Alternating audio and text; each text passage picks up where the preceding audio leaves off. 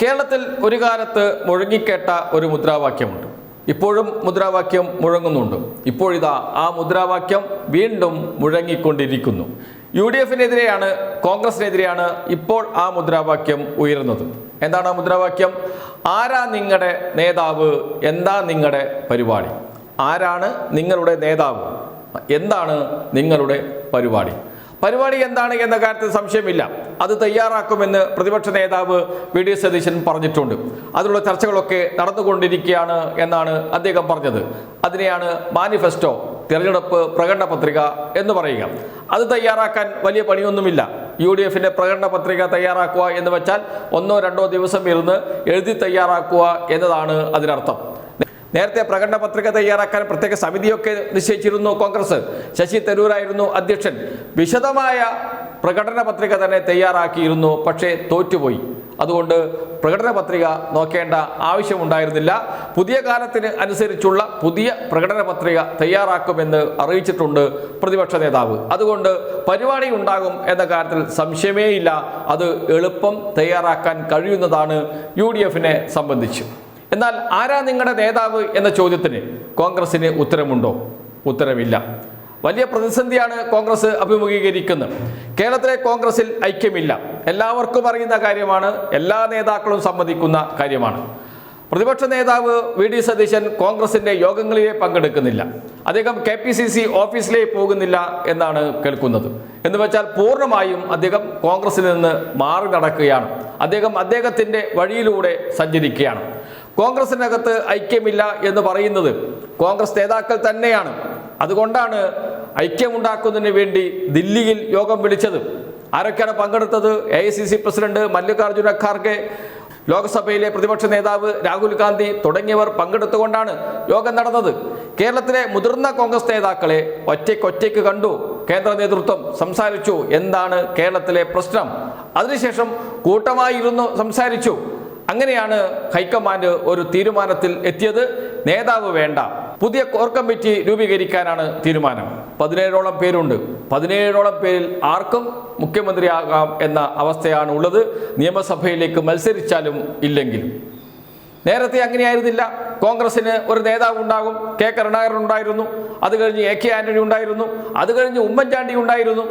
ആരാണ് മുഖ്യമന്ത്രി എന്ന് ചോദിച്ചാൽ ഉറപ്പായും പറയാൻ കഴിയും ഉമ്മൻചാണ്ടിയാണ് മുഖ്യമന്ത്രി എന്ന്, AK ആന്റണിയാണ് മുഖ്യമന്ത്രി എന്ന്. എന്നാൽ ഇന്ന് ആരാണ് മുഖ്യമന്ത്രി, ആരാണ് നിങ്ങളുടെ നേതാവ് എന്ന് ചോദിച്ചാൽ കോൺഗ്രസിന് പറയാൻ ആരുമില്ല. ചിലർ പറയും KC വേണുഗോപാലാണ് എന്ന്, മറ്റു ചിലർ പറയും രമേശ് ചെന്നിത്തലയാണ് എന്ന്, മറ്റു ചിലർ പറയും VD സതീശനാണ് എന്ന്. അദ്ദേഹമല്ലേ പ്രതിപക്ഷ നേതാവ്, മുൻ പ്രതിപക്ഷ നേതാവല്ലേ രമേശ് ചെന്നിത്തല, അദ്ദേഹത്തിന് എന്തുകൊണ്ട് മുഖ്യമന്ത്രിയായിക്കൂടാ എന്ന ചോദ്യമൊക്കെ ഉയർന്നു വരും. അതാണ് കോൺഗ്രസിൽ ഇപ്പോൾ നടക്കുന്നത്. ഒരു നേതാവില്ലാതെയാണ് തെരഞ്ഞെടുപ്പിനെ നേരിടാൻ പോകുന്നത് കോൺഗ്രസ്. അപ്പുറത്തോ ശക്തമായ ഒരു മുന്നണിയാണ്. ഇപ്പോൾ ചെറിയ തർക്കങ്ങളൊക്കെ രൂപപ്പെട്ടുവെങ്കിലും വളരെ പെട്ടെന്ന് തന്നെ അത് പരിഹരിക്കാൻ, പ്രശ്നം തീർക്കാൻ LDF-ന് കഴിഞ്ഞു. CPM ആണ് LDF-നെ നയിക്കുന്നത്. LDF-നെ നയിക്കുന്നത് CPM ആണെങ്കിൽ CPM-നെ നേതാവ് ആരായിരിക്കുമെന്ന ചോദ്യത്തിന് കൃത്യമായ ഉത്തരം പറഞ്ഞു കഴിഞ്ഞു CPIM സംസ്ഥാന സെക്രട്ടറി MV ഗോവിന്ദൻ മാസ്റ്റർ. അത് പിണറായി വിജയനായിരിക്കും എന്ന്. നിലവിലെ മുഖ്യമന്ത്രി തന്നെ അടുത്ത നിയമസഭാ തെരഞ്ഞെടുപ്പിലും LDF-നെ നയിക്കുമെന്ന് ഉറപ്പിച്ചു പറയുന്നു CPIM നേതാക്കൾ, LDF നേതാക്കൾ. ഒരു സംശയമില്ലാതെ ചൂണ്ടിക്കാണിക്കുകയാണ് പിണറായി വിജയനെ. എന്നാൽ UDF-ന് അങ്ങനെ ഒരു നേതാവിനെ ചൂണ്ടിക്കാണിക്കാനില്ല. എന്ന് വെച്ചാൽ കോൺഗ്രസിലെ അനൈക്യം പരിഹരിക്കാൻ ദില്ലിയിൽ നടന്ന യോഗത്തിലും കഴിഞ്ഞിട്ടില്ല. ദില്ലിയിൽ നടന്ന യോഗത്തിൽ സ്വാഭാവികമായും മല്ലികാർജുന ഖാർഗെക്കോ രാഹുൽ ഗാന്ധിക്കോ പറയാമായിരുന്നു, ഇതാണ് നമ്മുടെ നേതാവ്, ഇദ്ദേഹം നയിക്കും എന്ന് പറയാമായിരുന്നു. എന്തുകൊണ്ടാണ് പറയാൻ കഴിയാതിരുന്നത്? അങ്ങനെ പറഞ്ഞാൽ കോൺഗ്രസിൽ തമ്മിലടി ഉറപ്പാണ്, പരസ്പരം കാലുവാരലുകൾ ഉറപ്പാണ്. അതുകൊണ്ട് അങ്ങനെയൊന്നും വേണ്ട, നമുക്കൊരു കോർ കമ്മിറ്റി രൂപീകരിക്കാം. ആ കോർ കമ്മിറ്റി തീരുമാനിക്കട്ടെ കേരളത്തിലെ കോൺഗ്രസിന്റെ കാര്യങ്ങൾ.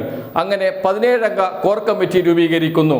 17 അംഗ കോർ കമ്മിറ്റി ആയിരിക്കും ഇനി കേരളത്തിലെ കോൺഗ്രസിനെ നയിക്കുക.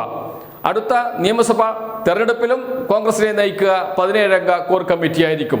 മുഖ്യമന്ത്രി സ്ഥാനാർത്ഥി ആര് എന്ന് പറയുന്നില്ല. ജയിച്ചതിന് ശേഷം മുഖ്യമന്ത്രിയെ തീരുമാനിക്കാം. ഇതാണ് UDF-ന്റെ അവസ്ഥ. എന്ന് വെച്ചാൽ മുഖ്യമന്ത്രിയെ ഇപ്പോൾ തീരുമാനിച്ചാൽ മുഖ്യമന്ത്രിയെ ഇപ്പോൾ തീരുമാനിച്ചാൽ ഉറപ്പായും തമ്മിലടിയുണ്ടാകും. മുഖ്യമന്ത്രിയെ ഇപ്പോൾ തീരുമാനിച്ചിട്ടില്ല, അപ്പോഴും തമ്മിലടി ഉറപ്പാണ്. കാരണം പാർലമെന്ററി പാർട്ടിയുണ്ട് കോൺഗ്രസിന്റെ. അതിൽ ഭൂരിപക്ഷം കിട്ടിയാൽ മാത്രമേ പാർലമെന്ററി പാർട്ടിയുടെ നേതാവാകാൻ കഴിയുള്ളൂ. അങ്ങനെ നേതാവായാൽ മാത്രമേ മുഖ്യമന്ത്രിയാകാൻ കഴിയുകയുള്ളൂ. ഇതൊക്കെ ജയിക്കണം, ഭൂരിപക്ഷം കിട്ടണം, എങ്കിൽ മാത്രമേ ഇതൊക്കെ പ്രാവർത്തികമാക്കാൻ കഴിയുകയുള്ളൂ. അതുകൊണ്ട് പാർലമെന്ററി പാർട്ടിയിൽ മേധാവിത്വം ലഭിക്കണമെങ്കിൽ തൻ്റെ ഏറ്റവും അടുത്ത അനുയായികളെ തന്നെ സ്ഥാനാർത്ഥിയാക്കണം. അതും ജയിക്കുന്ന മണ്ഡലത്തിൽ തന്നെ സ്ഥാനാർത്ഥിയാക്കണം. അപ്പോൾ സ്വാഭാവികമായും തമ്മിലടി ഉണ്ടാകും. ഇപ്പോഴേ തുടങ്ങി തമ്മിലടി. ഇപ്പോഴേ കോൺഗ്രസിൽ ഐക്യമില്ല. അതുകൊണ്ട് തന്നെ ഈ മുന്നണി UDF എങ്ങാനും അധികാരത്തിൽ വന്നാൽ എന്തായിരിക്കും കേരളത്തിലുണ്ടാകാൻ പോകുന്ന അവസ്ഥ? മുഖ്യമന്ത്രിക്ക് വേണ്ടി ആദ്യത്തെ അടി, മന്ത്രിമാർക്ക് വേണ്ടി രണ്ടാമത്തെ അടി. എത്ര മന്ത്രിമാർ വേണമെന്ന ആവശ്യം ഉയർന്നു വരും. അങ്ങനെ വന്നാൽ സ്വാഭാവികമായും ലീഗ് ഒരു മന്ത്രിസ്ഥാനം കൂടുതൽ ചോദിക്കും.